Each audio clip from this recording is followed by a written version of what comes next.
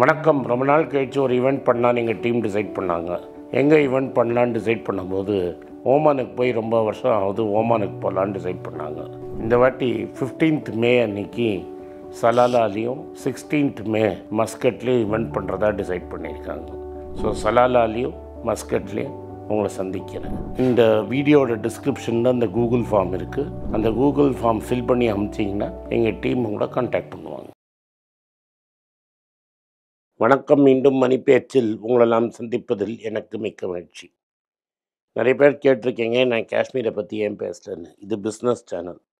நான் ஏதாவது பேசினேன்னா அப்புறம் அரசியல் பேசினீங்க. பட் எனிவே 26 பேர் இழந்தது ஒரு பெரிய loss. Terrorism does not know any religion. நான் திரும்பி சொல்கிறது, ஸ்டேட்டும் ரிலிஜனும் வேறு வேறு. ஸ்டேட்டையும் ரிலிஜனையும் கம்ப்ளீட்டாக செப்பரேட்டாக வச்சுருக்கணும். அதனால் இதை நம்மளை ப்ரொவோக் பண்ணுறதுக்காக பண்ணியிருக்காங்க. கரெக்டான ஆட்களை சூஸ் பண்ணி லாஸ்ட் டைம் மும்பை அட்டாக்கை கரெக்டாக வித் எவிடன்ஸ் பிடிச்சாங்க லாஸ்ட் டைம். ஸோ நம்ம கவர்மெண்ட் கரெக்டாக இன்வெஸ்டிகேட் பண்ணி யார் அந்த ஷூட்டர்ஸ்னு ஐடென்டிஃபை பண்ணி யார் அவங்க பின்னாடி இருந்தாங்கன்னு ஐடென்டிஃபை பண்ணி ப்ராப்பராக இன்வெஸ்டிகேட் பண்ணி ஆக்ஷன் எடுக்கணுங்கிறது எல்லாரோட டிசைராகவும் இருக்கும். இறந்தவங்க பல பேர் ரொம்ப, அந்த ஃபேமிலிக்கு நம்ம என்ன சொல்ல முடியும், ரொம்ப வருத்தமாக இருக்குது. we can only share their sorrow. And government எப்படின்னா அவங்களுக்கு ஹெல்ப் பண்ண முடியுமோ ஹெல்ப் பண்ணி அவங்க லைஃப்பை முடிஞ்சால் நார்மலாக பார்க்கணும். ஏன்னா இது மாதிரி ஒரு அட்டாக் ஆகிடுச்சுன்னா அதுக்கப்புறம் நார்மல் லைஃப்புங்கிறது நெக்ஸ்ட்டு இம்பாசிபிள். இதில் இந்தியாவில் எல்லா ஊர்லேருந்தும் ஆட்கள் இறந்துருக்காங்க. இது ரொம்ப சேட். நான் இப்போ நம்ம யார் என்ன தப்பு பண்ணாங்கன்னு பார்க்குற டைம் இல்லை. It's a time for mourning pinpointing and யார் என்ன தப்பு பண்ணாங்கங்கிறதுக்கு பின்னாடி டைம் டெஃபினட்டாக வரும். ஸோ எல்லோரும் பயப்படாதீங்க, சரிங்களா? விஷ்ணு வந்துடுவார். இது ஷேக்கு ட்ரேடர் காணாத போனது மாதிரி ஆகிடாது, சரிங்களா? விஷ்ணு கொஞ்சம் பர்சனல் ஒர்க் இருந்தது, அதனால் இந்த வாரம் அவரால் வர வேண்டியல. அதனால் அவர் மன்னிப்பு கேட்க சொன்னார், நான் கேட்டுட்டேன். இந்த ஒரு வாரம் மாத்திரம் என்னை கொஞ்சம் அகாமடேட் பண்ணுங்கள். 2 கேள்வி அவர் எழுதி கொடுத்துருரு விஷ்ணு, அதை நான் கேட்டுறேன். அண்ணன்கிட்ட உங்களுக்காக பதில் வாங்கி கொடுத்துட்றேன். அடுத்த வாரம் கட்டாயம் திருப்பி விஷ்ணு வந்துடுறாரு. இது ஷேக்கு காணாமல் போனது மாரி, ட்ரேடர் காணாமல் போன திருப்பி வினோத் அரசியல் பண்ணி அவரை தள்ளி விட்டுட்டார் வெளில, அப்படிலாம் ஃபீல் பண்ணாதீங்க, சரிங்களா? விஷ்ணு கட்டாயம் வந்துடுவார், அது சொல்லிட்டேன், சரிங்களா? அண்ணன் விஷ்ணு ஒரு 9 கேள்வி கேட்டிருக்காரு. முதல் கேள்வி, shall we invest in gold bees now? ஆமாம், கோல்ட் பீஸில் போட்டு தான் ஆகணும். ஏன்னா இப்போ 2-3 நாளாக கரெக்டாக இருக்குது. அப்புறமா அப்வர்ட் ட்ரெண்டு வரும். ஸோ $3,600 to $4,000 வரைக்கும் போகும். அதனால் கோல்டில் நம்ம இன்வெஸ்ட் பண்ணுறது உச்சிதம். ஆனால் நிறைய பேர் என்ன ஃபீல் பண்ணுறாங்கன்னா, ஒரு ஆப்பர்ச்சுனிட்டி மிஸ் பண்ணிட்டேனே, ஏன்னா திருப்பி கீழே வரும்போது வெயிட் பண்ணணுமா? மார்க்கெட்டை டைமே பண்ண முடியாது. இன்வெஸ்ட்மெண்ட்டுங்கிறது ஓடுற நதி மாதிரி. பக்கெட்டை நம்ம எப்போ வேணால் போட்டு தண்ணி எடுத்துக்கலாம், இன்னும் அடுத்த தண்ணியை பார்க்கலாம். இப்போ போனதை நினச்சி இப்போ ப்ரெசண்ட்டை விடக்கூடாது. So neither we live in the past not in the future. இந்த ப்ரெசன்ட் போட முடியும்னா போட முடியும். ரெண்டாவது என்ன கேட்டிருக்காருன்னா, இன்னொன்று viewer, RBI gains 12,000 crores in a week with gold gone high. இதை நான் பல தடவை எக்ஸ்பிளைன் பண்ணியிருக்கேன். எங்கள் அம்மா எனக்கு 1 kg கொடுத்துட்டு போகிறாங்கன்னு வச்சுப்போம். 2011 கொடுத்தாங்க. 1,500 ரூபா 2,000 ரூபா இருந்தது விலை. ஸோ 8,000 சொச்ச ரூபா I have gained per gram. I gained 80 lakhs அப்படின்னு நீங்கள் சொல்லிக்க வேண்டியது. ப்ளஸ் ஆர்பிஐட்ட கோல்டு இருக்குது, கோல்டு வேல்யூ ஏறி இருக்குது. கோல்டு வேல்யூ 12,000 கோடி கிடச்சிருக்கு. சப்போஸ் என்கிட்ட 5 kg இருந்ததுன்னா 5 kgக்கு எனக்கு 5,000 கிராமுக்கு 8,000 ரூபா கிடச்சி 4 கோடி ரூபா கெயின் ஆகிருக்கும். RBI was holding gold and definitely it gained. அதில் என்ன நியூஸ் இருக்குது? சரி, அப்படின்னா அது 1970 நம்ம நிக்சன் ரெண்டுத்தையும் பிரிக்காமல் இருந்தாருன்னா, இஃப் நம்ம Indian currency was peg to கோல்டுனா இதுமாரி கெயின் இருந்திருக்குமா? See, it is not possible to peg to gold. ஏன்? ஏன்னா நீங்கள் அப்புறம் கோல்டு எக்ஸ்போர்ட் பண்ணணும். இம்போர்ட்டும் எக்ஸ்போர்ட்டும் எப்படி வேலை செய்யணும்னா, இறக்குமதி ஜாஸ்தி நீங்கள் பண்ணிவிட்டு ஏற்றுமதி கம்மியாக பண்ணிங்கன்னா அந்த டிஃப்ரென்ஸை நீங்கள் கோல்டாக செட்டில் பண்ணணும் இன் அ கோல்டு பேஸ் சிஸ்டம். ஸோ உங்கள் ஊர்லேருந்து கோல்டு வெளில போயிடுச்சுன்னு வைங்க, நீங்கள் நோட்டே அடிக்க முடியாது. நோட் அடிக்க முடியாதுன்னா உங்கள் எக்கானமி கான்ட்ராக்ட் ஆகும் till you start to export. So there will be a recession in your economy. Deflation ஆகும். உங்களுக்கு வேணுங்கிற டாலருக்கு நீங்கள் எக்ஸ்போர்ட் பண்ணுற மாதிரி இருக்கும். நீங்கள் நிறைய இம்போர்ட் பண்ணி கம்மியாக எக்ஸ்போர்ட் பண்ணிங்கன்னா இந்த amount of rupee in circulation குறைஞ்சு இங்கே வந்து லாட் ஆஃப் பெயின் இருக்கும், ரிசெஷன் இருக்கும். ஸோ இந்த செட்டில்மெண்ட் இன் கேஷ் இல்லாமல் இருக்கிறதுக்கு தான் அவங்க வந்து அமெரிக்கா வந்து நாங்கள் கோல்டு தரமாட்டோன்ட்டாங்க. அந்த வேர்ல்டு அக்ரீடு வந்து நாங்கள் கோல்டுக்கு பதிலாக டாலர் வச்சுக்கிறோன்னு. இன்றைக்கே நம்மகிட்ட இருக்கிற டாலர் நம்ம நிறைய எக்ஸ்போர்ட் பண்ணி வந்த டாலர் கிடையாது. நம்ம கம்பெனியை விற்று கடன் நம்ம டாலரில் வாங்கி இது மாதிரி கேபிட்டல் ஃப்ளோஸ்ன்னு சொல்லுவோம். கடன் வாங்கிறது, கம்பெனியை விற்கிறது, வெளிநாட்டுக்காரன் வந்து இங்கே கம்பெனி போட்டு பிஸ்னஸ் பண்ணுறது, இதெல்லாம் கேபிட்டல் ஃப்ளோஸ். இந்த கேபிட்டல் ஃப்ளோஸ்லேருந்து வந்த பணம் தான் இந்த இவ்வளோ பணம் நம்ம $650 பில்லியன். அதில் 1/3 மேலே கோல்டு. இருக்கிற கரன்சி ரிசர்வ் $400 பில்லியன் தான் ஃபிக்ஸட் கரன்சி. நம்மளோட எக்ஸ்டர்னல் டெட்டுன்னு ஒன்று சொல்லுவாங்க. அதில் வந்து என்ஆர்ஐ காசு கொடுத்ததெல்லாம் இருக்கும், என்ஆர்ஐ பணம் தான் இருக்கும். NRI keeping money in dollars in India, அதெல்லாம் பார்த்தீங்கன்னா அந்த ஃபாரின் ரிசர்வ்ஸோட ஜாஸ்தி இருக்கும்.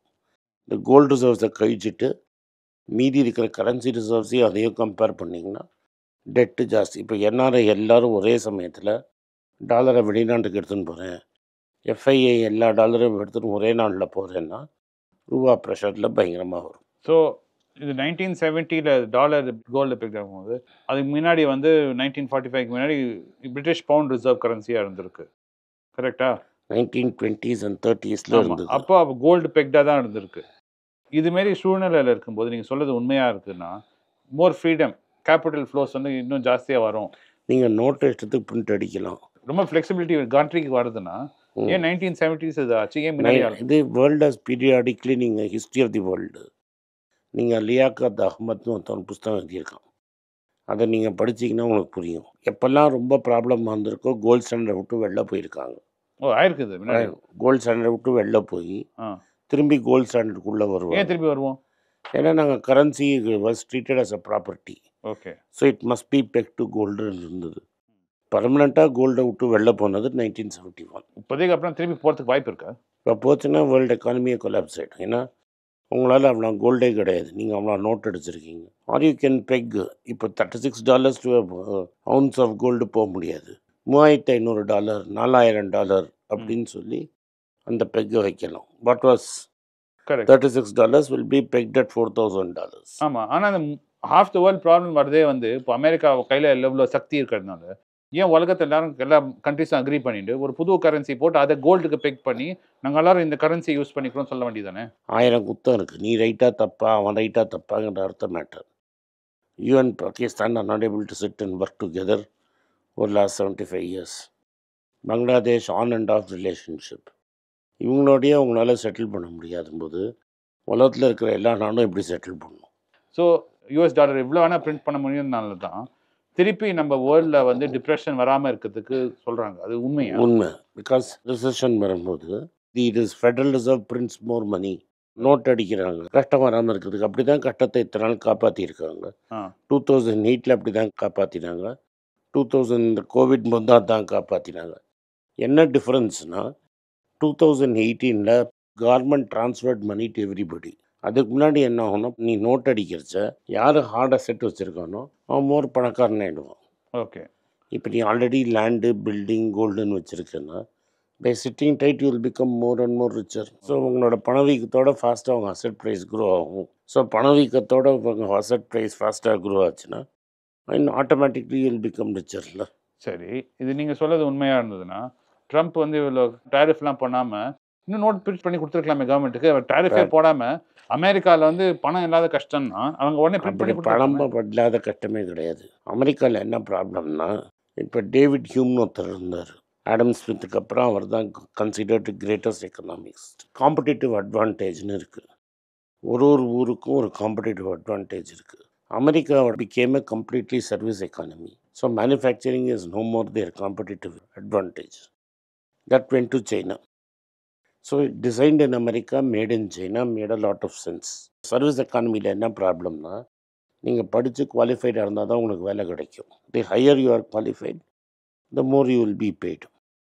அதுக்கப்புறம் என்ன ஆகும்னா டெக்னாலஜிக்கல் அட்வான்ஸ்னால ஒன் பர்டிகுலர் செக்ஷனுக்கே வேலை போயிடும். இப்போ வந்து பஃபெட் வந்து பேப்பர்ஸை வந்து நிறைய ஓன் பண்ணியிருந்தான். பஃபல்லோ நியூஸு, வாஷிங்டன் போஸ்ட்டுன்னு இந்த மாதிரி 13 நியூஸ் பேப்பர் இருந்தது. So the idea is to print the news paper and collect advertisement ஒரு ஃப்ளோட்டு மாதிரி வாங்கிட்டு அந்த ஃப்ளோட்டை இன்வெஸ்ட் பண்ணிட்டு இருந்தோம். பட் டெக்னாலஜி வந்த அப்புறம் நியூஸ் பேப்பரே இரலவெண்ட் இல்லை. News paper was giving the news. ஆமாம், ரைட்டாக. இப்போ இன்றைக்கி என்ன நடந்ததுன்னு அன்றைக்கி நம்ம ஹிந்துவை தெரிஞ்சு பார்த்துட்டு இருந்தோம். கரெக்ட். இன்றைக்கி நீங்கள் ஹிந்துவுக்கு சொல்லிக் கொடுக்க முடியும் என்ன நடந்ததுன்னு. So it became in irrelevant. So அது மாதிரி நீங்கள் ஹைலி நேரோலி ஸ்கில்டாக இருந்தீங்கன்னா ஒன் பர்டிகுலர் ஸ்கில்லு வந்து இரலவெண்ட்டாக போயிடும். அந்த ஸ்கில் இரலவெண்ட்டாக போயிடுச்சுன்னா அந்த இண்டஸ்ட்ரியே இருக்காது. இப்போ மீடியாங்கிற இண்டஸ்ட்ரியே இரலவெண்ட் ஆகிடுச்சு. நீ என்ன நியூஸ் சொல்கிறது, நானே நியூஸை பார்த்துக்கிறேன். அதுக்கப்புறம் அனலைஸ் பண்ணி பண்ணுறவன் very small percentage of the population. So nobody is interested in news as long as it's not free.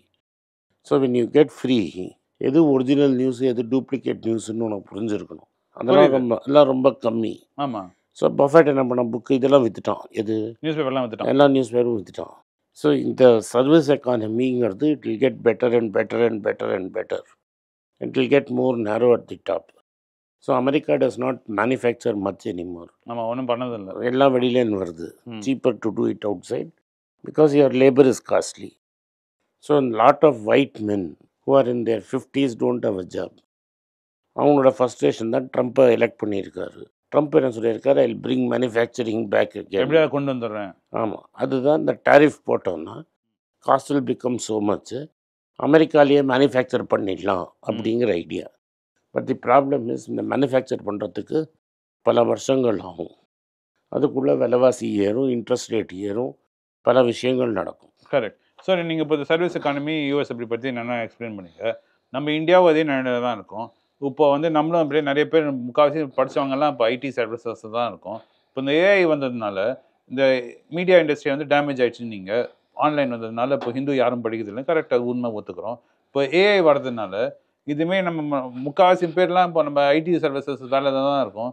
இப்போ இவங்களெல்லாம் நானும் இரலவெண்ட் ஆகிடுவோமா? அஃப்கோர்ஸ் ஏஐ நல்ல நிறைய லோ லெவல் ப்ரோக்ராமிங் ஜாப்ஸ் எல்லாம் இரலவெண்ட் ஆகிடும். இப்போ suppose you want to design an ஆப்னு வச்சுக்கோ. இப்போ வந்து AI will design write the code. You need only to supervise it.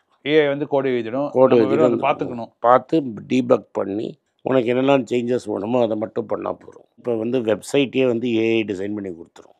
Website டிசைனுங்கிறது ஒரு கிரிட்டிக்கல் ஸ்கில்லாக இருந்தது. இன்றைக்கி வெப்சைட்டை ஏஐ டிசைன் பண்ணிடும். இப்போ நீ யூஸ் பண்ணுற ஜெமினியை ஆமாம் இமெயிலுக்கு டிக்டேட் பண்ணேன்னா அது இங்கிலீஷில் கரெக்டாக தெரிஞ்சு எழுதி டைப் அடித்து அமைச்சிரும். ஸோ இட் டெஃபினெட்லி வந்து மோர் அண்ட் மோர் செக்ரட்டேரியல் ஜாபுங்கிறது கம்ப்ளீட்டாக போயிடும். எனக்கே வந்து when I started my career I had a typist assistant. ஆமாம். எனக்கு லெட்டர் அடிக்கிறதுக்கு 2 அசிஸ்டண்ட் இருந்தாங்க. அதுக்கப்புறம் கம்ப்யூட்டர் ஆப்ரேட் பண்ணுறதுக்கு இருந்தோம். ஆமாம். அப்புறம் இப்போ வந்து நானே மெயிலில் இதுலேயே பார்த்துருவேன். எனக்கே லேப்டாப்பே வேண்டாம், என் அசிஸ்டண்ட் வேலை போயிடுச்சுல்ல. Correct. So army shorthand typing கற்றுக்கிற வேலை போன மாதிரி லாட் ஆஃப் வேலை போயிடுச்சு. இந்த குவார்ட்டர்லேயே தெரிஞ்சிருச்சு அவனுக்கு. இன்றைக்கி கார்ஸ் 24ன்னு ஒரு இந்த செகண்ட் ஹேண்ட் கார் வாங்கி விற்கிற சைட்டில் நானையும் பேசச்சு 200 பேருக்கு வேலை போயிடுச்சு. And more hiring will be stricter. So any company will not be able to recruit people. ஏன்னா இப்போ இந்த சர்வீஸ் சென்டர்லாம் இருக்குல்ல, இப்போ உன்னை கூப்பிட்டு வாங்கிக்கிறியான்னு கேட்குறது, அதெல்லாம் வாட்ஸ்அப் பாட்டாக மாறிட்டோம். நம்ம ஒரு இன்வெஸ்டராக இருந்து இப்போ வந்து நம்ம ஐடி செக்டரில் பார்க்குறோம், நம்ம பெரிய பெரிய ப்ளூ சிப் கம்பெனிலாம் இருக்குது. சரி, அதை விட்டுட்டு நம்ம ஒரு சின்ன கம்பெனி ஃபியூச்சர் இன்ஃபோசிஸ் ஆகும் அதுமே நம்ம ஹோப் பண்ணி இன்வெஸ்ட் பண்ணதில்ல. அப்புறம் நம்ம எப்படி நம்ம இதில் இந்த செக்டரே அவனை டயர் 2 டயர் 3 தொடாதுன்னு தான் சொல்லிட்டேன். டிசிஎஸும் விப்ரோவும் செத்து போகாது, இன்ஃபோசிஸ் செத்து போகாது. ஃபஸ்ட்டு டிசிஎஸுக்கு அவனோட லோக்கல் பிஸ்னஸே ஹியூஜ் பிஸ்னஸ் இருக்குது டாடா குரூப்லேயே. இன்னொன்று அவன் குயிக்காக சைட் ட்ராக் பண்ணி அவனே வந்து ஏஐ வச்சு ஆப்ரேட் பண்ணுவான். அமெரிக்காவில் ஏஐ ஆப்ரேட் பண்ணுறதோட டிசிஎஸில் ஏஐ ஆப்ரேட் பண்ணுறது சீப்பர். கரெக்ட். ஸோ 6 லட்சம் எம்ப்ளாயிங்கிறது 2 லட்சம் எம்ப்ளாயி ஆகுமே தவிர டிசிஎஸ்க்கு ஒன்றும் ஆகுது. ஸோ ஆட்களுக்கு வேலை போகுங்கிறது தான் முக்கியமாக இப்போ நீங்கள் பார்க்க வேண்டியது. இந்த Tatas have hedge their bets. So TCS போனால் அடுத்தது வேறு ஏதாவது கொண்டு வந்துடுவோம். டெக்ஸ்டைல் மில்லு விற்றுட்டாங்க அவங்க. பாசிபிலிட்டிஸ் என்னார்மஸ். பட் இப்போதைக்கு நான் பார்க்குறச்ச மீடியா இண்டஸ்ட்ரிங்கிறது கம்ப்ளீட்லி அவுட்டு. அண்ட் இப்போ நான் யூடியூப்பில் நீங்கள் பார்த்தீங்கன்னா இப்போ கன்னடாவில் ஒருத்தன் எடுத்துட்டான், 10 லட்ச ரூபா செலவு பண்ணி ஃபுல்லாக ஆர்டிஃபிஷியல் இன்டெலிஜென்ஸ் மூவியே எடுத்துட்டான். ஆமாம் நான் என்ன சொன்னேன், the future we didn't see. Toy Story is a computer generated correct movie. Making Toy Story was very difficult. Correct. Today அவன் வேணா Toy ஏன் Story நம்ம டாம் அண்ட் ஜெரியே அது மாதிரி ஆயிடுச்சு. ஸோ Toy Story பண்ணுறது ரொம்ப ஈஸி. ம் So AI in your control will soon help you create an entire movie. Correct. It will give you story. நேற்று நான் ஏதோ யூடியூப்பில் யாரோ எனக்கு காமிச்சாங்க, குட்வில் ஹண்டிங்னு ஒரு படம், வெரி ஃபேமஸ் ஹார்ட்வேர் ஆமாம் மூவி. ஆமாம் you can see it in AI. இன்னும் இமேஜஸ் இன்னும் கிளியராக இல்லை, பட் ஒரு இது சுற்றிட்டு இருக்கு, ஒரு டேப்பு 1950s 60s தமிழ் சினிமாவில் செலிப்ரிட்டி மீட் நடந்தால் எப்படி இருக்கும்னு. அதை பார்த்தீங்கன்னா பயந்துருவீங்க. அந்த மாதிரி குவாலிட்டி சினிமாவில் வர ஆரம்பிச்சிருச்சுன்னா ஆக்டர்ஸே ரெலவெண்ட் ஆகிடுவாங்க. இன்றைக்கி வந்து ஜெமினியில் வந்து லான்ச் பண்ணியிருக்காங்க Vivo 2ன்னு. அது வந்து டெக்ஸ்ட் பேஸ்டு. இப்போ நான் வந்து இப்போது ஏதாவது டைப் பண்ணேன், நான் உங்களோட பேசும்போது டெஸ்ட் பண்ணதுக்கு, காந்தி தாத்தா வந்து சந்திரத்தில் நடந்துட்டுருக்கார், ஒரு புக்கு படிச்சுட்டு உலகம் பின்னாடி, உடனே ஒரு கிளிப்பு தூக்கி போடுது. ஸோ நீங்கள் சொல்லதை நான் ஒத்துக்கிறேன், சரிங்களா? ஸோ இந்தமாரி நிலைமையில கூகுள் வாங்கியிருக்கணும் நீ. ஆமாம். ஸோ அதை இப்படி தான் நீங்கள் கண்டுபிடிக்கிறீங்க. அதான் நாங்கள் கேட்குறோம், எங்களுக்கும் கொஞ்சம் சொல்லிக் கொடுங்க. நாங்கள் வந்து நீங்கள் சொல்கிறீங்க, நீங்கள் உங்களுக்கு இது பார்த்து நீங்கள் வந்து ஒரு வருஷம் முன்னாடி கூகுளை பார்த்துட்டு இருந்தீங்க. நான் கூகுள் 1.5 வருஷத்துக்கு முன்னாடி வாங்கினேன். ஆமாம், உங்களுக்கு வந்து இது தெரிய பார்த்தது.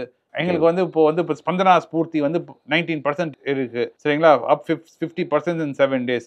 இப்போ நாங்கள் ஸ்பந்தனா ஸ்பூர்த்தி பின்னாடி ஓடணுமா வேண்டாமா? இப்போ ஓடி யூஸ் இல்லை, நான் சொன்ன போது ஓடி இருந்தால் யூஸ். அப்போ பயமாக இருந்தது, நானும் பண்ண முடியாது. இப்போ ஹீரோ மோட்டார் கார்ப் டவுன் 40%, சரிங்களா? இப்போ அது சொல்லிட்டீங்க, நாங்கள் வாங்கலை, பயந்துட்டோம். இப்போ எடுத்து ஐயோ வயிற்றுலாம் இருக்குது. இப்போ ஹீரோ மோட்டார் கார்ப் வந்து 40% 52 வீக்லேருந்து இறங்கியிருக்கு. It's still okay.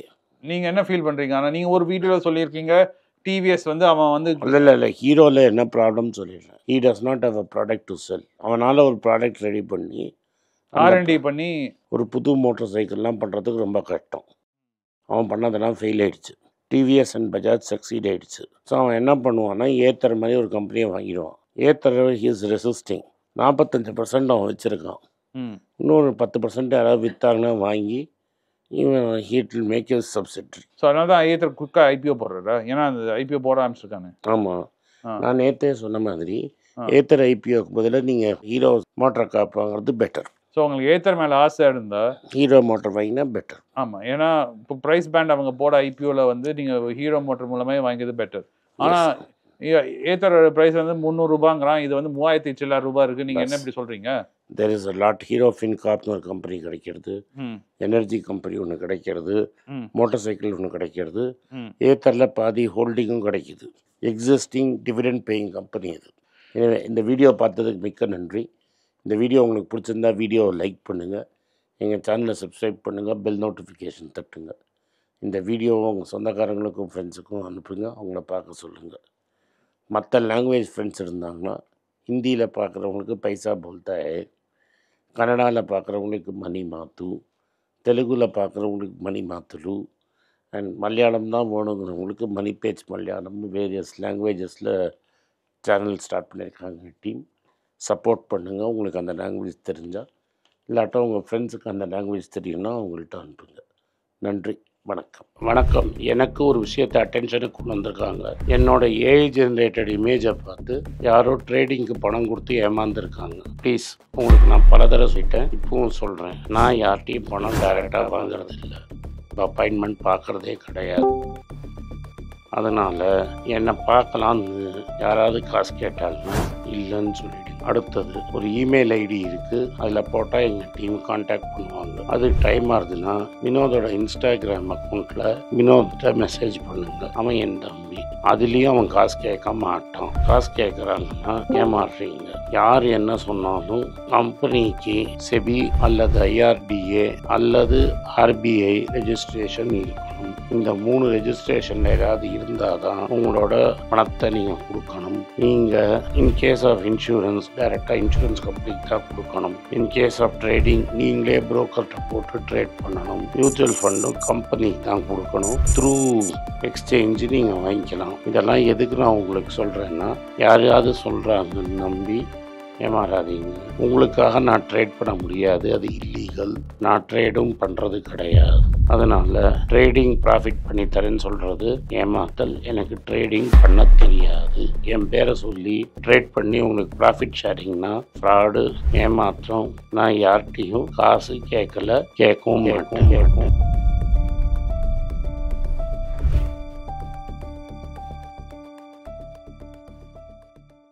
உங்கள் பேராதரவுக்கு மிக்க நன்றி. நான் டோட்டலாக 5 புஸ்தகங்கள் எழுதியிருக்கிறேன். 3 வந்து ஆங்கிலத்தில் எழுதியிருக்கிறேன். அதில் 2 தமிழாக மொழிபெயர்த்துருக்காங்க. ஸோ டோட்டலாக 5 புஸ்தகம் ஆச்சு. இந்த 5 புஸ்தகத்துக்கு ஹார்ட் காப்பி வேணும்னா நீங்கள் கீழே இருக்கிற வாட்ஸ்அப் நம்பருக்கு மெசேஜ் அனுப்பிச்சிங்கன்னா எங்கள் டீம் உங்களை கான்டாக்ட் பண்ணுவாங்க. இந்த 5 புஸ்தகங்களில் 3 புஸ்தகம் கிண்டலில் இருக்குது. அமேசானில் கிண்டலில் வாங்கணும்னு ஃபீல் பண்ணுறவங்க நேராக கிண்டலில் வாங்கிக்கலாம். தமிழ்லேயே யாராவது ஃபைனான்ஸ் நியூஸ் படிக்கணும்னு ஃபீல் பண்ணிங்கன்னா தயவுசெஞ்சு moneypage.com விசிட் பண்ணுங்கள்.